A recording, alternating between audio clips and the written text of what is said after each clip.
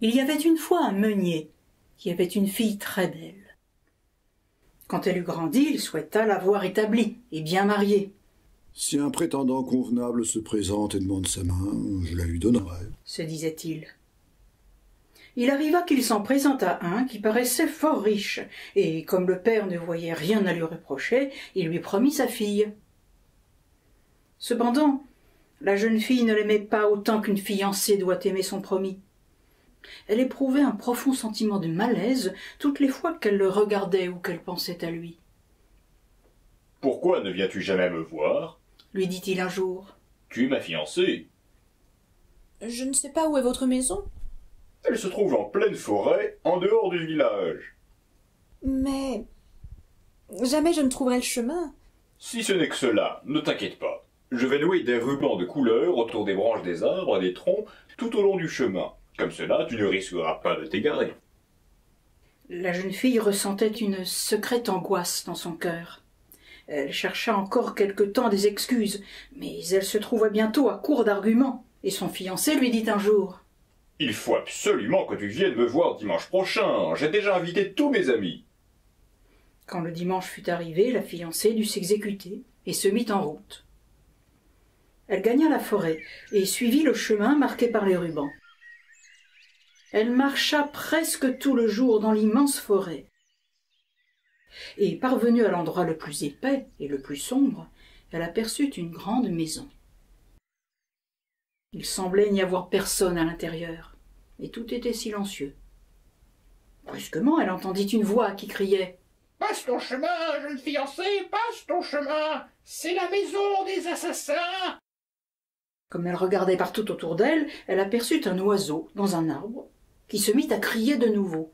« Passe ton chemin, jeune fiancée, passe ton chemin, c'est la maison des assassins !» Toutefois, la belle fiancée continua son chemin, pénétra dans la maison et y parcourut toutes les pièces les unes après les autres. Elles étaient vides, et il n'y avait pas âme qui vive. Enfin, elle se rendit à la cave, et là, elle aperçut une femme, vieille comme les pierres, qui était assise dans un coin. « Pouvez-vous me dire si mon fiancé habite ici ?» demanda-t-elle. « Mon Dieu, ma pauvre enfant !» répondit la vieille. « Qu'es-tu venue faire ici? C'est un repère d'assassins. Tu t'imagines que tu es fiancée et que tu vas bientôt te marier? Oui, eh bien c'est avec la mort que tu vas te marier. Tu vois ce grand chaudron d'eau que j'ai dû mettre à bouillir? Il est pour toi. Quand tu seras entre leurs mains, ils te couperont sans pitié en morceaux. Ils te feront cuire et te mangeront. Ce sont des mangeurs d'hommes. Si je ne te sauve pas, tu es perdu. Heureusement qu'ils ne t'ont pas encore vu. Vite, les voilà !» Et la vieille, que la jeunesse et la beauté de la fiancée remplissaient de pitié, la fit se blottir derrière un gros tonneau qui la dissimulait complètement. « Ne fais pas plus de bruit qu'une petite souris. Ne bouge surtout pas ou c'en est fait de toi. Cette nuit, quand les hommes dormiront, nous nous sauverons. Voilà longtemps que j'attends une occasion de le faire. » À peine eut-elle dit cela que le fiancé arriva avec toute une bande. Ils revenaient de leur brigandage et traînaient derrière eux une jeune fille qu'ils avaient enlevée. Ils étaient ivres et ne prêtaient aucune attention à ses cris et à ses supplications. Ils la forcèrent à boire du vin. 3 verres pleins, un de blanc, un de rouge et un de jaune.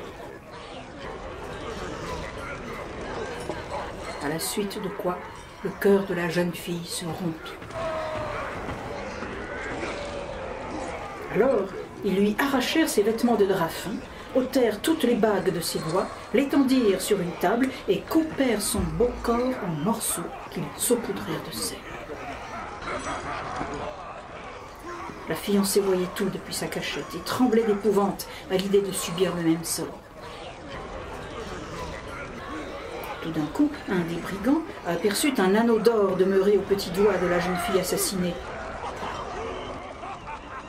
Et comme il ne parvenait pas à le retirer, il saisit un couperet et trancha le doigt.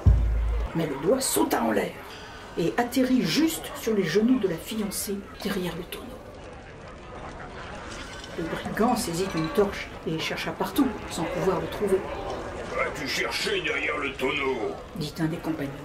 Le repas est prêt. Cria aussitôt la vieille.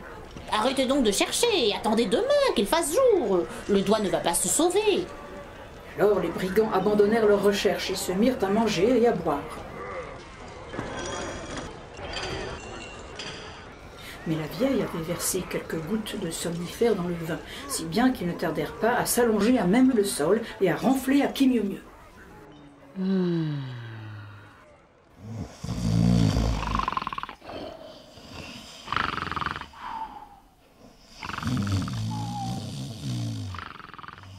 La jeune fille sortit alors de derrière le tonneau.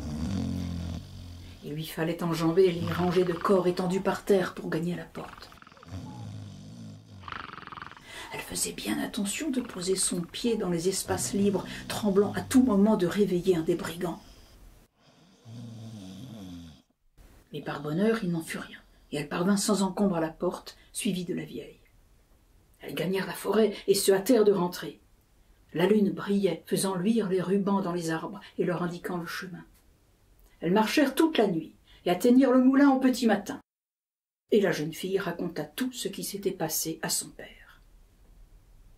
Peu de temps après arriva le jour fixé pour les noces, et le fiancé se présenta. Le père, quant à lui, avait eu soin d'inviter tous ses parents et tous ses amis. Pourquoi n'es-tu pas venu me voir l'autre jour comme tu avais promis? Demanda tout de suite le fiancé à la jeune fille. C'est que j'avais fait un rêve épouvantable, Répondit-elle. Et tandis qu'ils étaient tous assis à table, chacun des invités dut raconter une histoire à tour de rôle. Et toi? Dit le fiancé à la jeune fille. Tu ne dis rien, mon cœur? Raconte-nous quelque chose. Eh bien, je vais vous raconter un rêve que j'ai fait. Je marchais seule dans une forêt et j'arrivais finalement près d'une maison. Il n'y avait pas âme qui vive à l'intérieur. Mais il y avait un oiseau qui se mettait à crier tout d'un coup « Passe ton chemin, jeune fiancée, passe ton chemin, c'est la maison des assassins !» Et il criait encore une fois la même chose. Mais ce n'était qu'un rêve, mon trésor. Ensuite, je traversais toutes les pièces de la maison. Elles étaient désertes et tout était affreusement inquiétant. Finalement, je descendais à la cave. Une femme, vieille comme Mathusalem, était assise là et dodelinait de la tête. Je lui demandais « Mon fiancé habite-t-il dans cette maison ?» Et la vieille me répondait « Ma pauvre enfant, tu es arrivée dans un repère d'assassins. Ton fiancé habite bien ici, mais il te tuera et te découpera en morceaux. Puis il te fera cuire et te mangera. » Bien sûr, ce n'était qu'un rêve, mon trésor. La vieille femme m'emmenait derrière un gros tonneau, et à peine y étais-je cachée que des brigands entraient, traînant une jeune fille avec eux. Ils lui faisaient boire 3 sortes de vin, du blanc, du rouge et du jaune. Après quoi son cœur éclatait. Ce n'était qu'un rêve, mon trésor. Alors il lui ôtait ses vêtements fins, découpait son joli corps en morceaux et le saupoudrait de sel. Naturellement, ce n'était qu'un rêve, mon trésor. Alors l'un des brigands voyait qu'il restait un anneau au doigt de la jeune fille, et comme il n'arrivait pas à l'enlever, il prenait un couperet et coupait le doigt. Alors le doigt était projeté en l'air par-dessus le gros tonneau et atterrissait sur mes genoux. Le voilà, avec l'anneau. Et, disant cela, elle brandit le doigt et le montra à l'assistance. Le brigand était devenu blanc comme la craie au fur et à mesure du récit. Il tenta de s'enfuir, mais les invités le maintinrent solidement et le livrèrent à la justice.